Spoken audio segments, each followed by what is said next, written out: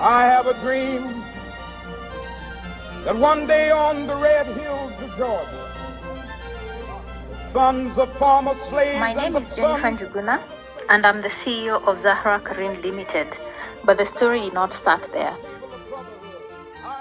19 years ago, I was in search of a better life. I had a big dream, and so I left for Dubai, lived and worked there for 18 years. I worked hard, going from one job to another. Some were jobs that I had never pictured myself doing. The harder I worked, the more I came face to face with one hard truth, that enduring wealth was not in my current radar. I needed something different. I had to make a tough decision to come back to Kenya. Today, I run my own business and I even have my own factory. Want to know how I got here? Follow me and hear my story. Your story can be next. You can be the next big thing.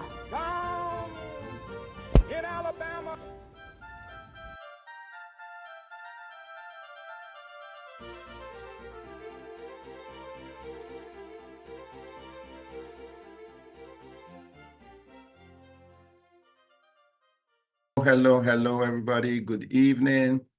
Welcome to this week's conversation on communication. And, it's amazing how I'm always awed by how quickly this place fills up. Welcome, Angolio, Catherine, welcome, Dorcas, Fancy. You're very, very welcome. Francis, welcome. George, Grace, Isabella, Johnston, Josephine, Kanani. Wow, Mercy, Sheyi, Pauline, Ronald, Roy. Just welcome all of you, all of everybody just coming in. My greetings to everyone, and welcome to this session where we're talking about high impact communication. Now, one of the things I have learned and is very, very, very crucial is the fact that no matter what skill you have, if you don't know how to communicate, it will be in vain. And I said that's the difference between a best written book and a best-selling book. All right? And so when we look at your life, is it a best-written or best-selling? Is it best-written or best-selling? But before we go on, if you were here last week, I hope you got the ebook I sent you. All right? Yes, Joseph, it's yours is best written. Best written. I hope you all got the ebook. Did you get the ebook I sent you? And if you're here and you did not get it, that means you were not there last week, but not a problem. If you let me know, I will ensure you get it. So please just take a minute. If you did not get the ebook I sent on a book review I had done, please just let me know and then we'll arrange something for you, okay? Wonderful. So I welcome everybody. And so this issue of communication, and we don't have to go far. No problem, Faith. We'll arrange how to get that to you. Okay, I will give you more instructions at the end. So let's take this issue of communication. It is so powerful. No problem. Everybody will get a copy. If you did not get it last week, you'll get a copy. Let's take this issue of communication. And one of the things we looked at last week, I'll just reiterate a little bit. And well, that is another very important thing about communication, and it is called repetition. All right, repetition. You know, nobody really gets it after hearing it only once. No. So you find Jesus will be teaching and he will say, again, I say unto you. All right. Nobody gets it. And you know, one of the things that fascinates me is this. I would maybe I've taught something, and then maybe 2 months later, I teach maybe exactly the same thing. And people are going, oh, wow. Oh, wow. And I'm thinking, wait a minute. But I did that just a few weeks ago. All right. Or maybe I've been teaching something and somebody else comes and so somebody says the same thing. And somebody, you know, people can say, wow, well, you know, I heard this. And I'm thinking, bro, that's what I've been trying to tell you. That's what I've been trying to tell you. So the bottom line here is this. Nobody gets it the first time. And that's why, as a great communicator, you have to repeat yourself a couple of times. You know, and never, ever get yourself into a place. Remember, you are communicating so that your audience can get it. You are not communicating to show off what you know. You understand? You're not communicating to show off what you know and dazzle everybody with, you know, and that's why sometimes you hear people talking and they begin to use verbose, they begin to use big technical terms, and they are talking to people who don't understand the hood of what you're saying. You are not communicating to impress people with what you know. You are communicating so that people can get it. They can get what you are trying to pass across. Let me tell you a story. There was this years ago, in the days of telegrams. Now, telegrams were the great-grandfathers of emails and WhatsApp, okay? And they were pretty expensive, and you had to go to the telecom's place to send a telegram. So this guy, he lived in New York. His wife was in Paris. And so she sent him a telegram. And the telegram read, precious antiques, full stop. Very costly, full stop. You had to break it that way, full stop. Should I buy? Question mark. Precious antiques, full stop. Very expensive, full stop. Should I buy? Those days, travel was by ship. So the day the guy went to pick up his wife at the port in New York, she was coming with crates and crates and crates and of the precious antiques. And the guy said, didn't you get my message? And she said, I did, honey. That's why I got all this. And he said, what did my message read? She said, you wrote, no cost too high. Can somebody see where the mistake is? No cost too high. Somebody write in the chat, what do you think he was trying to communicate? What was he trying to communicate? So when she read, no cost too high, she went on a spending spree. And she bought and kept buying. So what do you think he was trying to communicate? Thank you. Movie Josephine said, yes, what he was actually saying is, no, full stop, cost too high. Do you see how a full stop not being there can change the meaning of everything?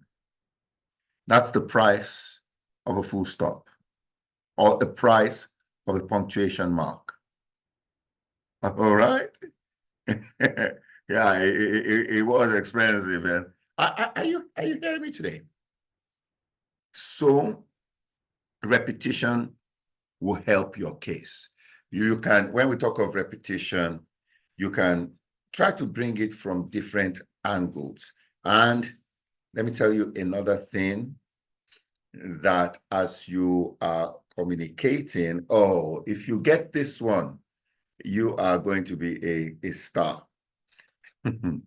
You must be able to argue both sides. You must be able to argue for and against. That means you must be able to take the role of the prosecutor and the defense at the same time. You must be able to. That is the proof you know what you are talking about. Why is this important? Because a day will come, you will be talking, you will be making a presentation, and somebody is going to bring an argument against you. And if you are not prepared for it, you are going to be totally confused. I was in a church in a place called Kirkland, Washington, many years ago. And this young Zimbabwean guy was preaching. Oh, it was so good. It was so good. He had such a flow. And a few minutes into his sermon, a message, a few minutes into it, somebody stood up from the audience and said, I don't agree with that. You know, America is special. America is special. One day in church in America, somebody brought a machine. I went to stand by the loudspeaker. Hey, why? It's too loud. It has passed the normal, it's too loud. Anyway, so America is special. So this guy stood up and said, I don't agree with that. I don't agree with that. Yeah, absolutely, Mombi. It's called freedom of speech, and the church is a public place. So the guy said, I don't agree with that, and began to point holes in what the guy was preaching. Can you believe that? Now, if that guy really knew what he was, if he really took time to prepare, he would have been able to counter. But you know what? He didn't. So after that guy that, you know, asked questions, sat down, this, my dear young Zimbabwean preacher, was confused. He couldn't get back on track. He could not get back on track. So you must, whatever subject matter it is, please, I beg you, do enough homework to be able to argue both sides. All right? And these are things you can do to practice as you hone your communication skills. Take an issue, you know, and just, in fact, you know, I even do this with companies, and I do this with companies a lot, and they're all right. Take the position of your competition. If the competition wanted to take you out, with the knowledge of what you know of your company, develop a strategy for competition to take you out. By the time they do that, you know, it opens their eyes and they're like, oh, wow, these are the loopholes. So that's very, very important where your preparation is concerned, the ability to argue both sides. Now, in terms of my introduction of what I was talking about, you know, this whole thing, the speaking segment alone, I think I said this last year, I said it last week, generated in 2019, $1.9 billion. and is projected to reach $2.3 billion by 2025. That's massive. That's massive. All right. And so one of the things we talked about last week was we started with knowledge of self. And please just go on YouTube, the Street TV, or Facebook, Street University. The video is there, it's uploaded. And I think we sent a link to some of you. Yes, Kepa, you got it. You got it. And, being the plaintiff and the defendant at the same time. You got it. Because when you are communicating, let me tell you, the mindset you go in is that somebody is going to argue. Somebody is going to try to poke holes in my argument. Somebody is going to try to counter me. What will I say when that happens? That way, when they begin to do that, then you are responding. You are not reacting. You're responding, you're not reacting. That's very important. All right. Anyway, so please go and check up, because we talked about the knowledge of self. Build your style around your uniqueness. And we talked of psychological preparation. And then very importantly, we talked about know who you are communicating with, the audience. And one of the things that I said is that communication must always be in the language that the audience understands.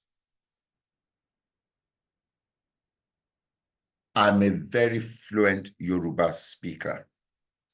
I understand and I can speak very deep Yoruba. As good as my Yoruba is, if I am in a room full of English speakers or Swahili speakers who cannot speak Yoruba, my expertise in Yoruba becomes useless. All right? Which is why it is important to have an idea of who you are going to talk to. Now, let me give you an advanced dimension of that. Let me give you an advanced dimension of that. In a place, for instance, maybe you want to go into corporate speaking, or you're trying to pitch something, and one of the things, the tricks that I found out works, always identify who is the most important person in the room. Am I making sense? Look, okay, let me give you an example. Sometimes some of these companies, and you all work in different places, your company has a getaway, and, they'll take everybody there, and, different people of different cadres, different levels are there. Now, if everything I have said makes the secretary, the receptionist, or the driver, or makes them happy, how many of you know it's useless? So, audience, who are the decision makers in this place? What's the language that they understand? All right?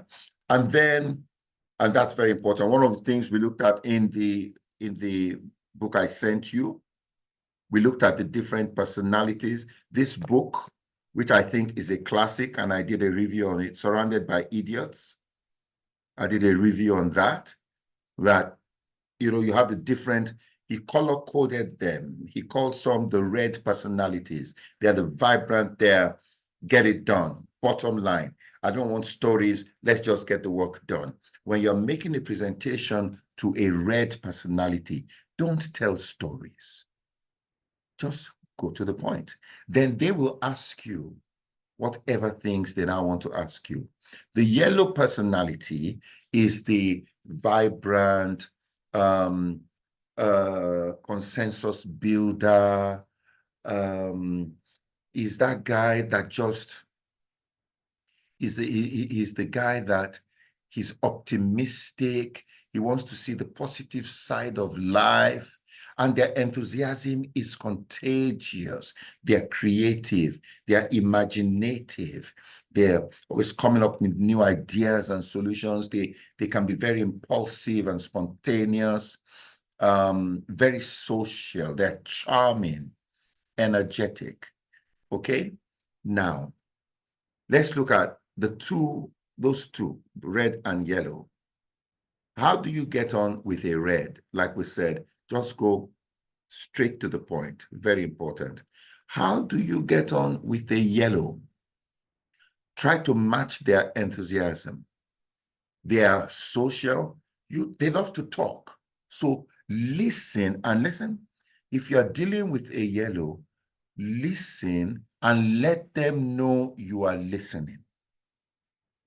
There have been times I'm talking with somebody on the phone, and I'm sure some of you can identify with this. If you can identify with this, let me know.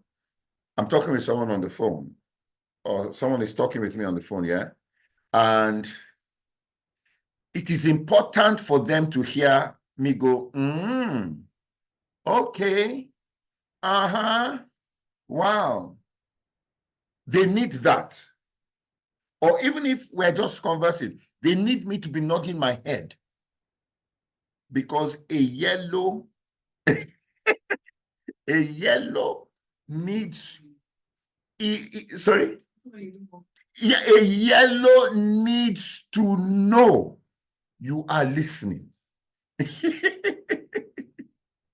Oh, I'm getting there, Mombi. You can have a meeting that you have a mix of everybody, but I will get there. And if you got that my book review, I think I talked about that there. Now, let me tell you the interesting thing about yellows. You know, that yellow, he needs to understand that. So, for instance, if there is a problem in the organization, the red says, we've warned you once, we've warned you twice, you are done. The yellow, on the other hand, tries to build consensus and says, oh, wait. How are things at home? What's going on? You know, that's the yellow. So the red is task-oriented, the yellow is people-oriented. The red is to the point. The yellow is more expressive. The red makes a quick decision based on logic and facts. The yellow will take time to consider the feelings and opinions of other people. All right? The red is very effective, efficient in achieving their goals. The yellows are very good at pumping you. All right? Pumping you. And that's why you find that a lot of, and this is one of the reasons why I fought when they were trying to label me that, you find that a lot of motivational speakers are yellow. They are promising people things that they themselves don't know. They don't just the yellows are very good whips, okay? So the red may come out as harsh and uncaring. Yellows may struggle with decision-making and prioritizing tasks, okay? But there is another one. There is another one. It's called if you have an organization full of reds, okay? Oh boy, they'll be very highly productive. They would deliver, but they cannot sustain it for long. It will be the most toxic environment you have ever had, because everybody is just about performance. It will be so toxic. If you have a group full of yellows, no reds, they'll be the most motivated, most hyped team you've ever met in your life, but nothing will ever get done. Nothing will get done. All right? So a red cannot sustain success without yellow. Every organization needs the empathy and camaraderie and inspiration that comes from the yellow.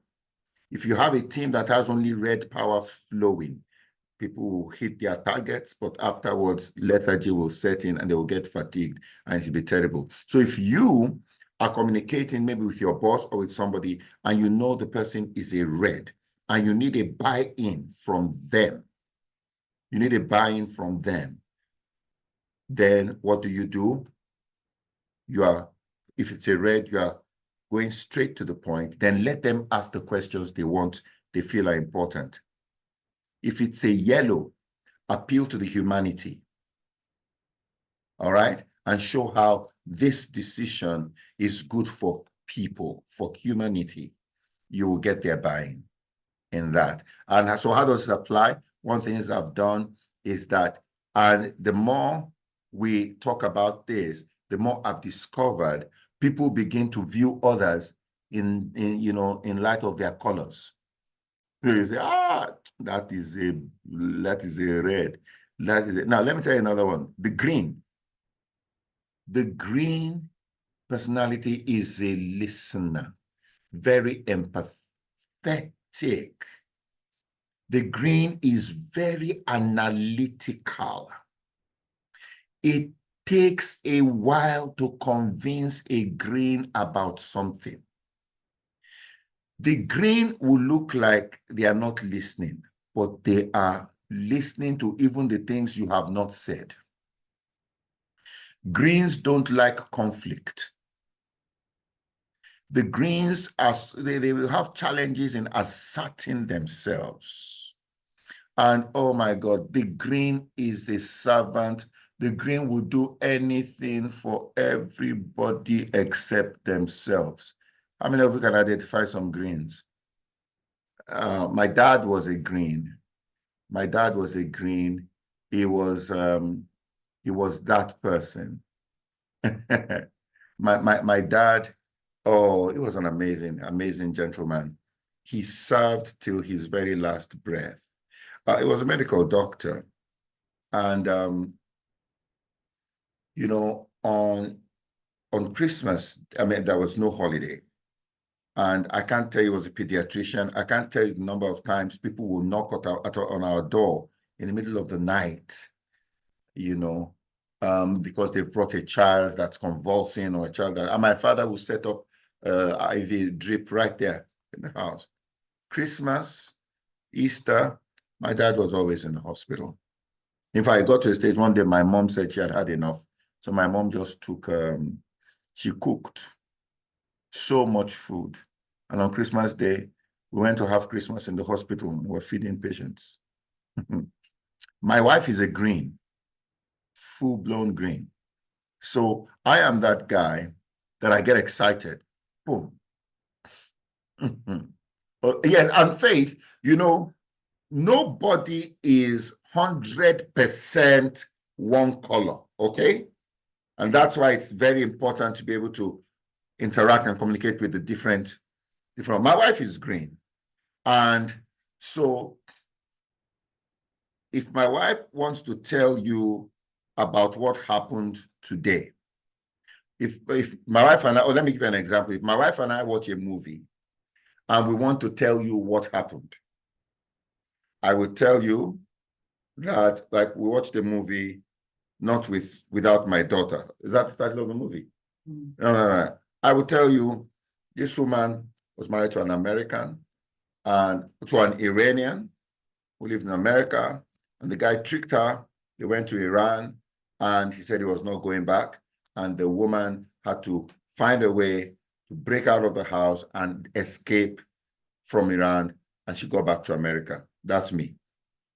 Hey, my wife would tell you the kind of house they were living in America. She would tell you he was a tall man. He was, the daughter was like she is very descriptive. Very, very detailed. Now, so you can imagine, I have a dominant red, and I've also, as I grow older, I'm becoming more analytical, but I am a dominant red with a dash of yellow. Okay? So you can imagine me sharing something with my wife and say, this. Now, I am expecting her to get it and say, whoa, fantastic idea. And then she's looking, and I'm not getting what I wanted. I'm saying, now, it's not that she doesn't believe in you, but she wants to understand. So, a green, if you're going to communicate with a green, you must be detailed in your communication. Address it from different angles. That's the only way you can communicate with a green successfully. Am I making sense today? That's the only way you can communicate with a green successfully. So it has to come, you know, the greens, they are such good people. They don't want to offend. They would rather suffer than inconvenience you. All right? They are the biggest servants. Now, greens are not very strong on change. All right? They're not very, very strong on change because you need to go through a lot of persuasion. All right? The green is the first to volunteer to, you know, to help others. So they tend to be very analytical, detail-oriented. They will break down the small, complex, you know, a complex problem. They want to break it down. They think logically. They think rationally. They would rather make their decisions on facts and data rather than emotion or intuition. All right? So if you are, the greens look like they're very reserved and introverted, but that's not true. They are, once they are used to you, they open up. So to get on well with a green or to make a presentation that will connect with a green, respect that need and be clear in your communication. Be detailed. Provide data and facts to support your argument. Don't rush them. If you rush a green, you're in trouble. Don't rush them. If you have a boss that is green, or you have someone that's going to approve something that's green, and you are rushing and you are rushing, they're going to cut you off and they're going to tell you it's not going to happen. Because they want to think through it. They want to think through, and you have to respect that. Give them their space. So, for instance, you make a presentation, you pitch to someone. The red says, I love that. Let's do it on the spot. The yellow says, all right, we will discuss it and we'll get back to you. Okay? The green says, let me think about it. And don't rush that guy. Okay? Am I communicating here today? Okay, now let's look at the last color, the blues. And I think the blues are very, very interesting characters. We all have a blue that we know. How many of you know somebody that when you are sharing something with them, they ask questions? They are just pumping you with questions, pumping you with questions. In fact, these guys will ask questions to the point where you think they don't trust you. Does anyone know someone like that? Does anyone know someone like that? Okay, there we go. Catherine knows someone. Kevin knows someone. Always asking questions. And you wonder, what is... some of you know my friend, Dr. Awori, is a very serious blue. He will just ask you, Susan is another friend of mine, some of you know, is a blue. You know, let me tell you, Grace, anytime I talk about this, do you know this has helped even marriages? Because like in my case, so you have a red and yellow married to a green. You know, you have a red and yellow married to a green. And if you don't have that understanding, the red and yellow will be getting so impatient that, why don't you get it? Then the green will be like, what's wrong with you? You don't think things through. You just jump to conclusions. And that is how the wahala will begin. That is how the wahala starts. You know, so it is so important. And one of the things I need to show you is how you begin to find out who is who, you know. So this blue guy, oh my God.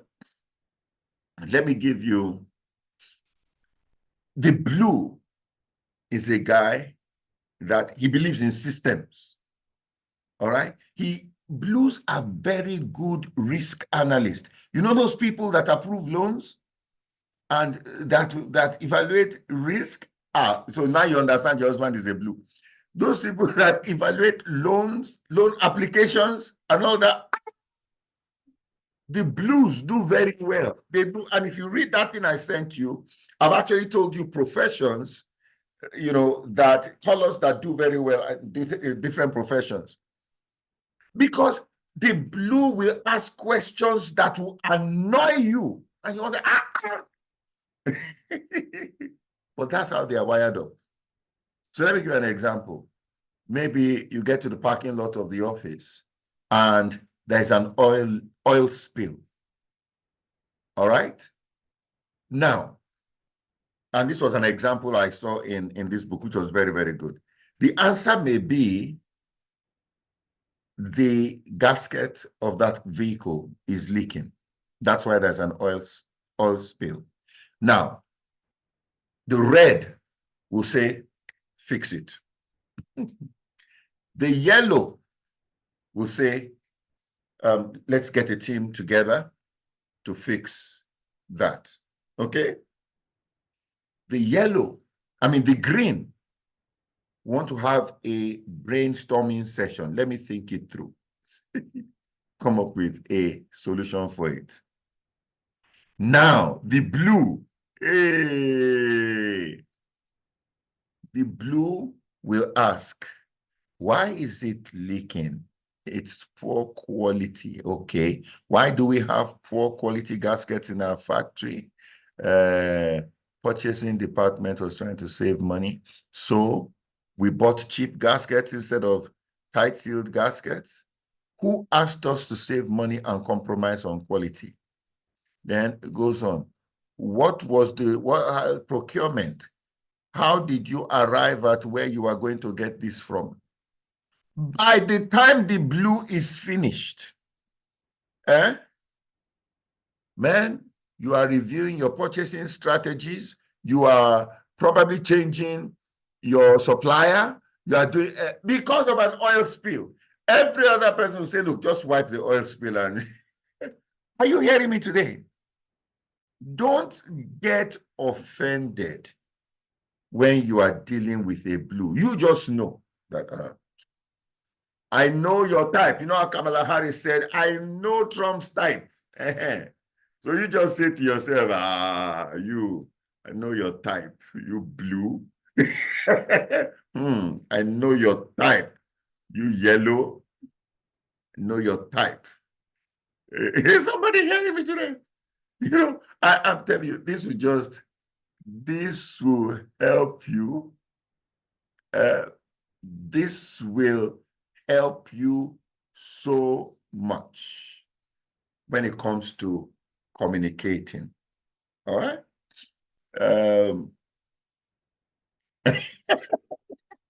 Oh, guys, did you read that one? That is so funny. Kepa said, this is so timely.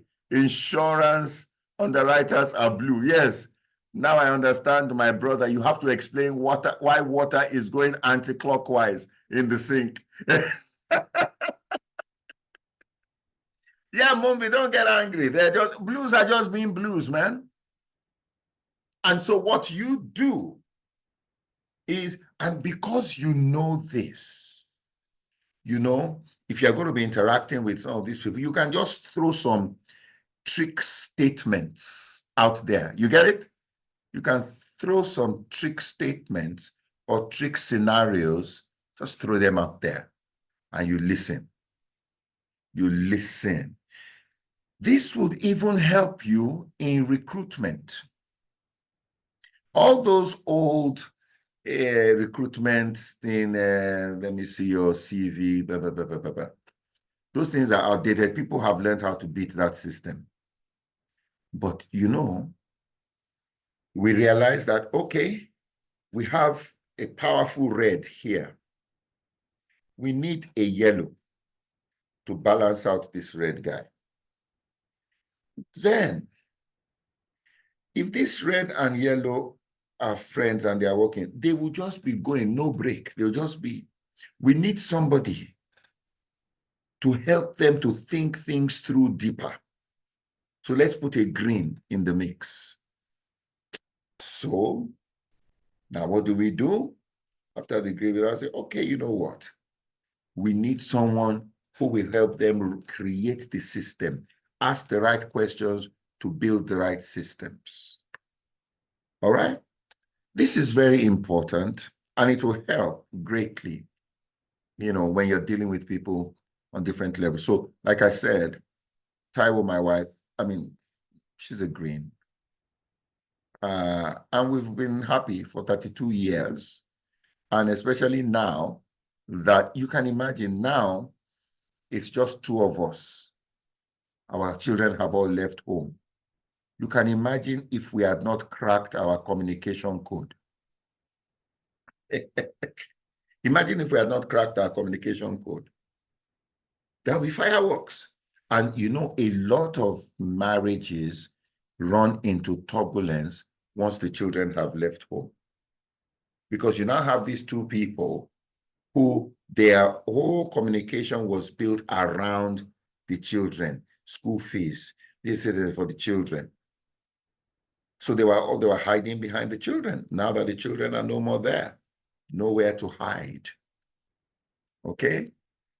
So that's I hope that helps you, because that will really help you even on a professional level. All right? So knowing who you are communicating with. Now, let me try to give you maybe one or two more points, and then we'll see how far we can do this week. If you're going to make, if this communication, if you're going to make it work, that's another book that I'd recommend, is this one. It's called Made to Stick.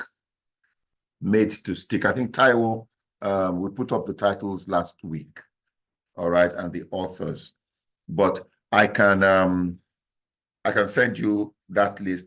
Please, if you're not on my newsletter mailing list, you need to get there, because you'd notice we don't advertise these things on LinkedIn or any other place.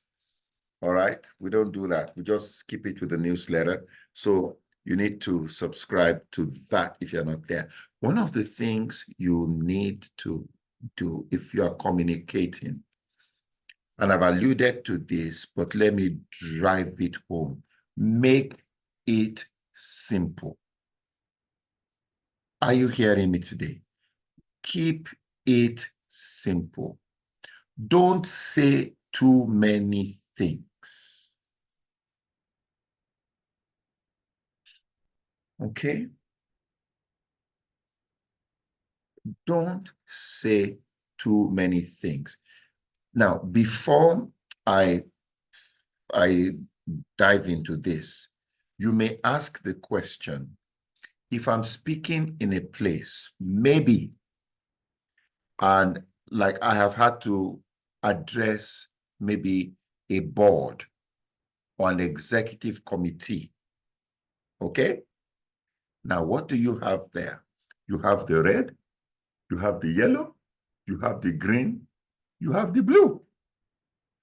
How then do you communicate? And this is very safe, and it's something I've done, and it has worked phenomenally. If you don't know the composition of the people, now that you know the different kinds, then you know what? It's like when you go to eat and you ask for a mixed grill. So tailor make your presentation to appeal to the red. So maybe at the very beginning, you make a statement, boom, and that's the conclusion. That's where you're going. By that time, the red already gets it.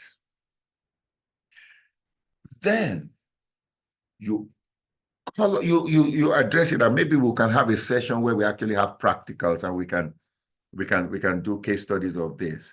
But you tailor make it in such a way that you address everybody without it looking like you are leaning too heavily to one side. That way, the red will get it, the blue will get it, the yellow will get it, the green will get it. So you make that statement, you add data, you give case studies. I love the way Harvard Business Review on Communication puts it. He puts it in a very different way. He says there are people, there are those that are called the charismatics. He says they are the charismatics. And he says the charismatics, those are the reds. They absorb large amounts of information. And he said something about the charismatics. He said, or the reds, they may show great exuberance for a new idea, the minute you say it, but getting a final commitment from them is a totally different thing. And I've been told I can be like that. You know, you can tell me and I get very excited that, yeah, this is awesome, but you know what? Then I may keep quiet about it for a while. And then one day, when you're least expecting, I now want it done today. All right? And so Harvard Business Review calls the red charismatics, called the greens thinkers. And he said something powerful. He says, when trying to persuade a thinker, the best approach is to openly communicate your worries and concerns about your proposal. Thinkers work best when they know the risks up front. All right? They work best that way.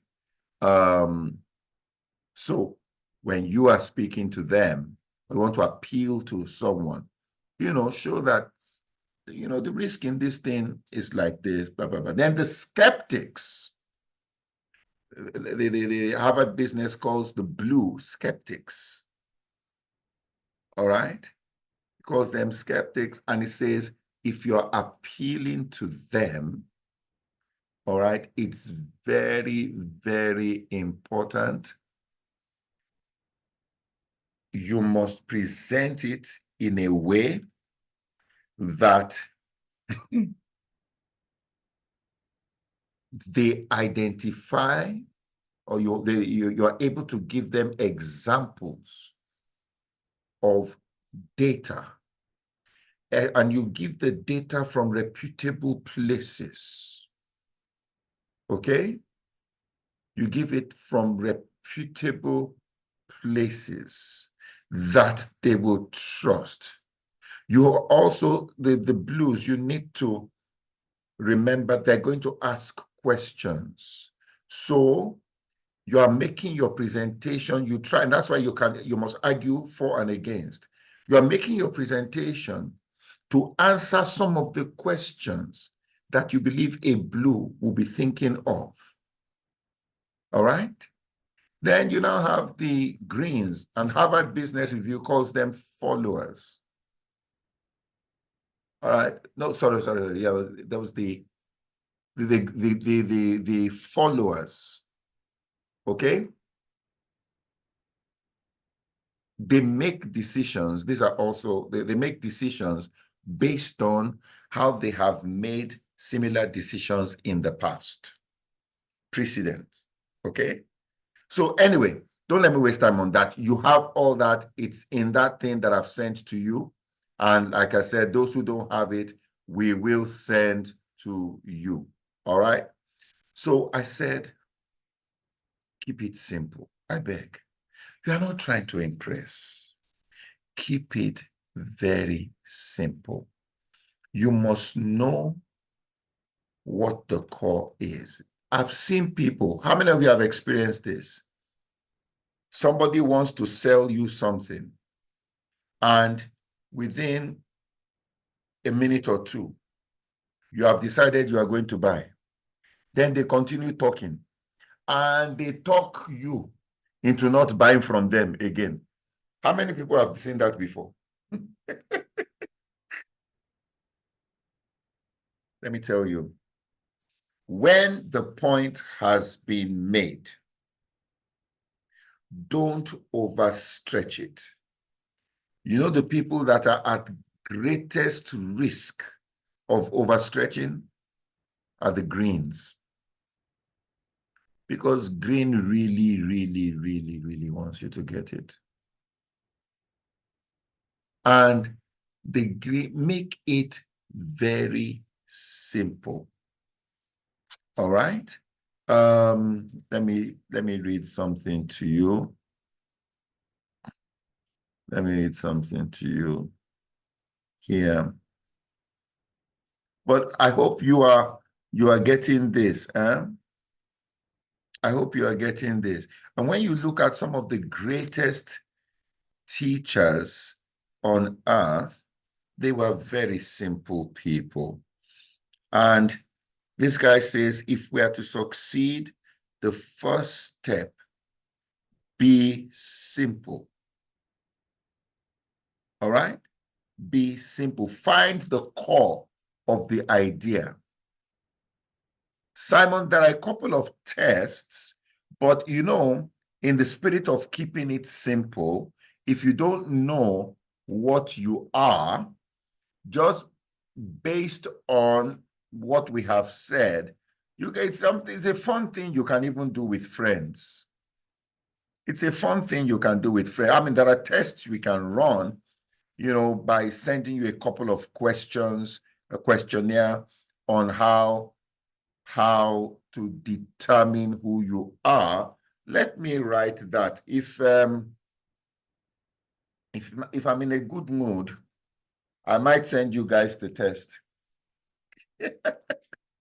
So you identify yourself.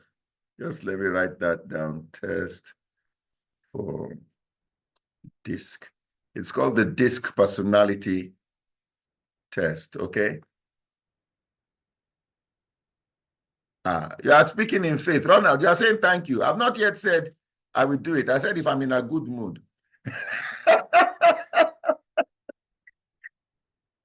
All right. Oh, all these people of faith already thanking me for what I've not done. We'll see. All right. So, and there's a lovely example this guy gave here about how when you make something simple, everybody gets it. The former CEO of Southwest Airlines, which was the most profitable airline in the world for many years. I don't know the status right now. But the CEO said to someone, I can teach you the secret to running this airline in 30 seconds. Can you believe that? He said, I can teach anyone the secret to running the airline in 30 seconds. And he said, what's the secret to running the airline? He said, we are the low-fare airline. It's so simple. We are the low-fare airline. He said, once you understand that fact, you can make any decision about this company's future as well as I can. He said, here's an example. Tracy from marketing comes into your office. She says, Her surveys indicate that passengers might enjoy a light entree on the Houston to Las Vegas flight. All we offer is peanuts. She thinks a nice chicken Caesar salad would be popular. What do you say? The person stammered for a moment, so the CEO said, you say, Tracy, will adding that chicken Caesar salad make us the low-fare airline from Houston to Vegas? Because if it does not help us to become the unchallenged low-fare airline, we're not serving it. You see, the communication is we are the low-fare airline. That's the call. So every other thing revolves around that. All right? Everything revolves around that. Now, let me give you an example.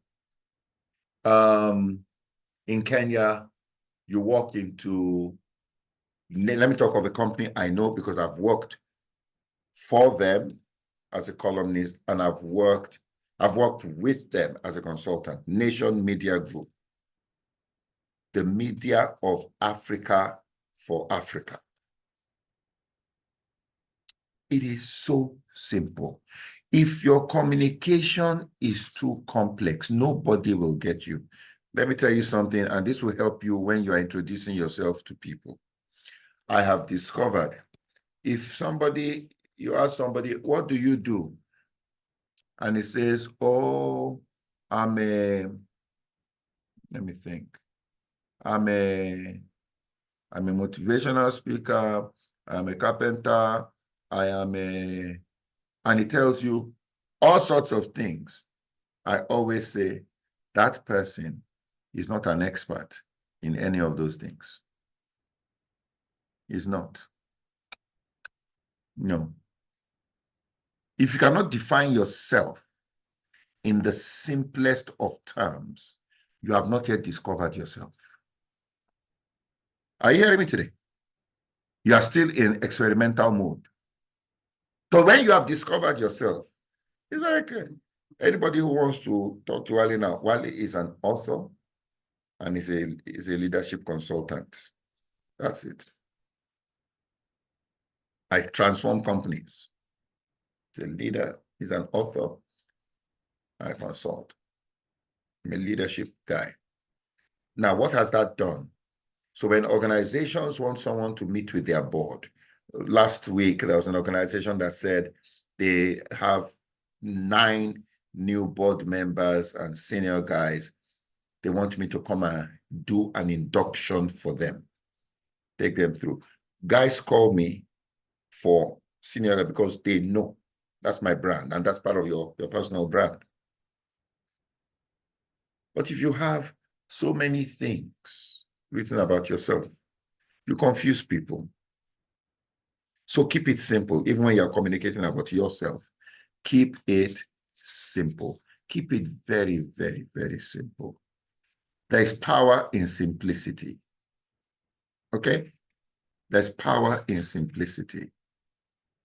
Very, very, very important. Now, listen to this. And you must be able to get the core. The core. Like we are the low-fare airline.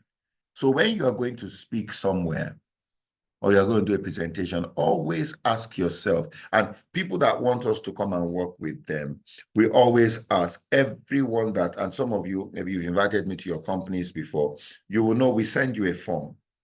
And we say, okay, after this, you've interacted with Wale, what are 3 things you want everybody to walk away with? All right? If we cannot break it down to that, we will ramble all over the place. So making it simple, don't say too many things. You might just talk people out of doing business with you. All right? So stay with the core.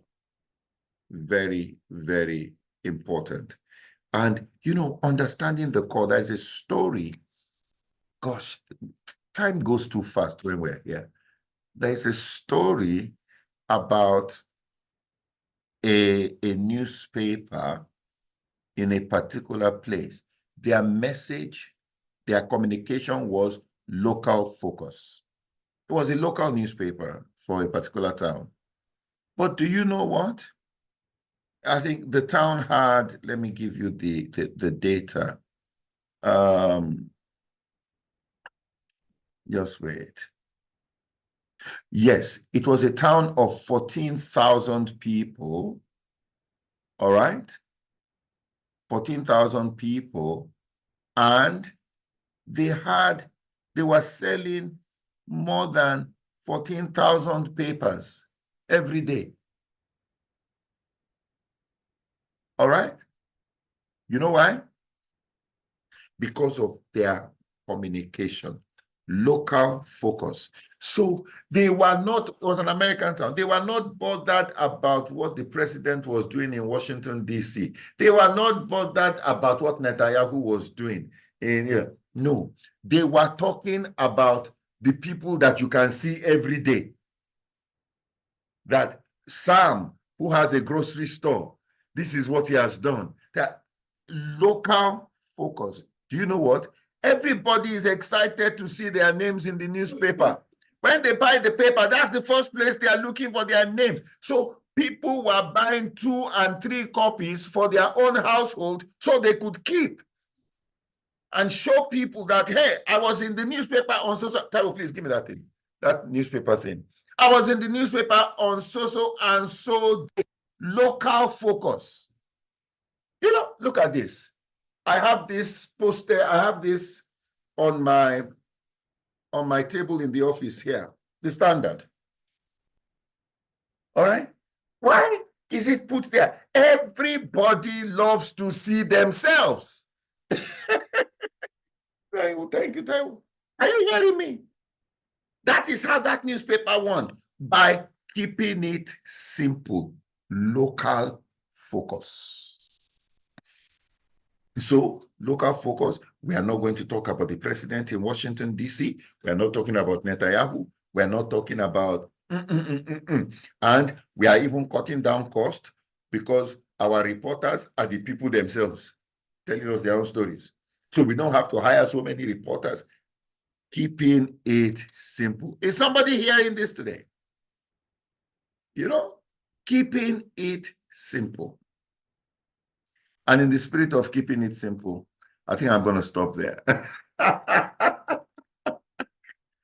Woo! My goodness, time goes so much, so quickly when we're having this. Next week, I'm going to talk about another thing about introducing the unexpected.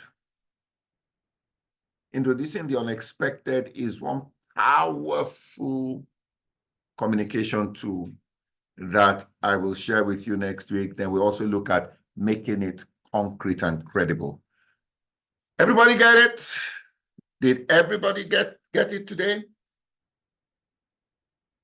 Are you happy you came? Wow, we have a full house. Are you happy you came? Oh, cool, cool, cool, cool, cool.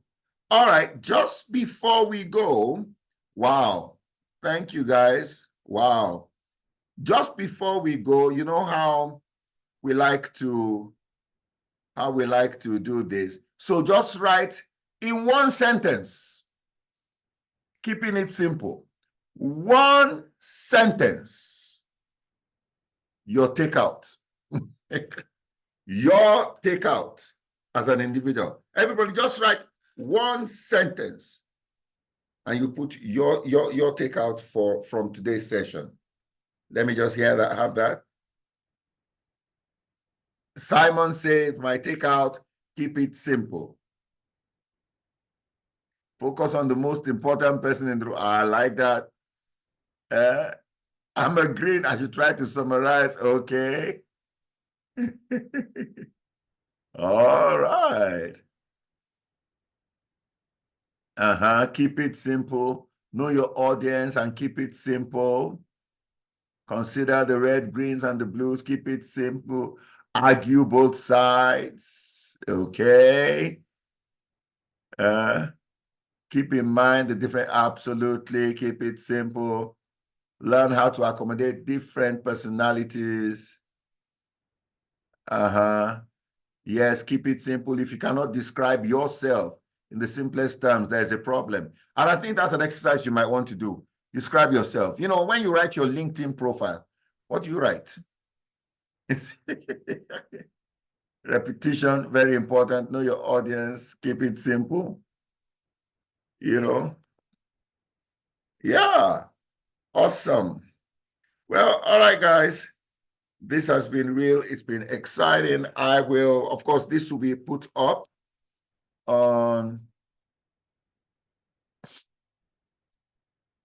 Wait, Charles. Charles says, how best can we broaden the whole categorization to include other colors? Charles, you are complicating a simple thing, bro. I have no answer to that question. Oga, now you've sounded like a Yoruba professor. You are complicating. I have no answer to that, Charles. I'll tell you the truth. Jennifer says, now I know we blues annoy people. Maybe Charles is a blue. So he has thought of how do we inculcate pink and all these other colors. Oh, wow. All right, guys. Well, absolutely. And Rehoboam, that's a very good one. Keeping it simple does not mean you're simplistic. No, no, no, no, no, no. In fact, and I'm happy you brought that up. Let me tell you, what is the proof that you really know something? You know what it is? You will be able to deliver it with simplicity. Let me wrap up with a story. I had a car. Taiwo and I, when we got married, we had a particular car. We've had very interesting cars in our life. There was this Volkswagen we had, a Volkswagen Beetle. You know, my goodness, you needed to be specially gifted to drive that car. When you're going like this, it's going sideways. So you have to be able to pull it, you know, and then it had a big hole. If you drop something, it went onto the road. It was a very, eventually the car got burnt. Anyway, it was such a difficult car to drive. But you notice that, and those old cars were difficult to drive. But you notice that today, the more complex the car is, the simpler it is to drive. The more complex our computers and machines are, the simpler the operations. All right? That's the way we should look at ourselves.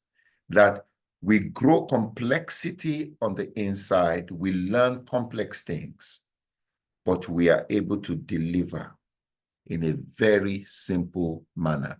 We're able to break the most complex of things and deliver it with such simplicity.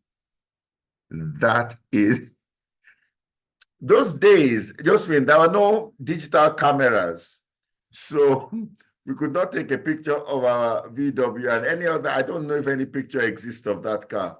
It's resting in perfect peace now. It got burnt on the 31st of December, 1992. It was after New Year service.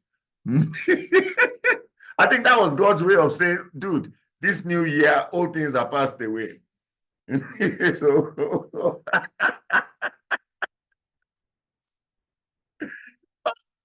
all right, family. That's the way. Yeah, Dorcas. Yeah, look, when I started this work I'm doing, you know, in the early days, if I was going to speak to any group of people, you know what I'll do? I'll first share it with my daughter, who then was about 5, 6 years old. When I shared it with her, then about an hour later, I will ask her, I say, baby, do you remember what daddy said? If she remembers, then I know it will fly. I know that my audience will get it.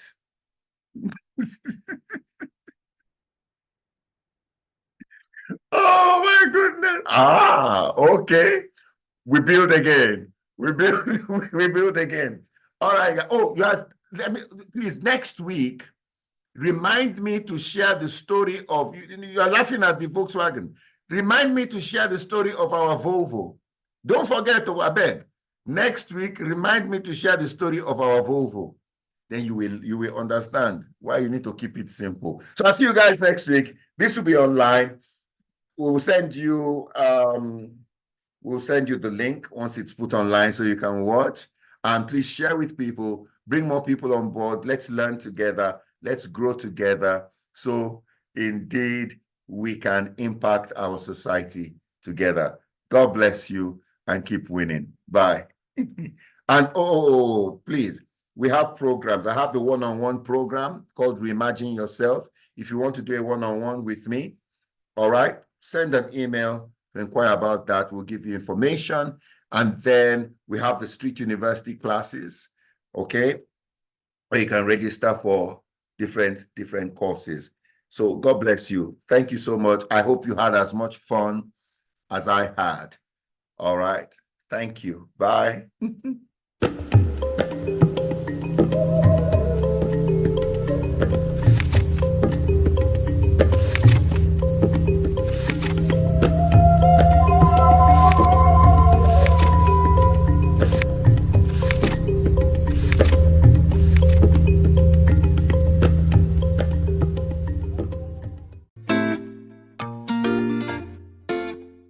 It started so well, with a great job in a high-flying corporate environment.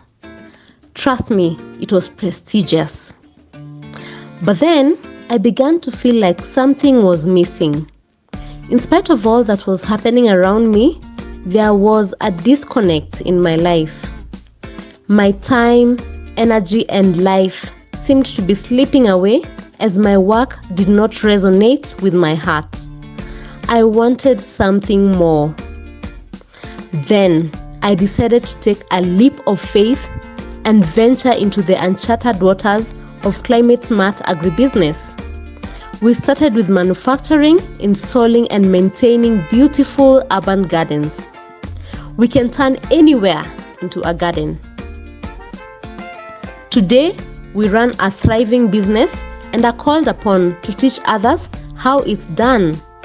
Not only are we succeeding in business, but we are transforming lives through our business, and we are also environmentally friendly. Indeed, it always seems impossible until it's done.